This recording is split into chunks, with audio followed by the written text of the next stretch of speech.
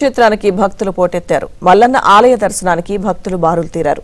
శివుని దర్శనానికి భక్తులు పెద్ద ఎత్తున తరలివచ్చారు. పాతాళగంగలో పుణ్యస్నానాలు ఆచరించిన భక్తజనం భ్రమరాంబిక మల్లికార్జున స్వామి దర్శనానికి క్యూ కట్టారు.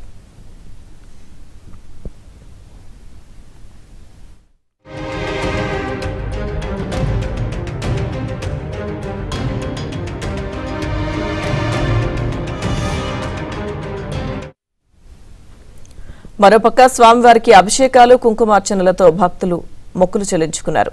భక్తుల రద్దీతో మల్లికార్జున స్వామి దర్శనానికి 4 గంటల సమయం పడుతుందని ఆలయ వర్గాలు అంచనా వేశాయి.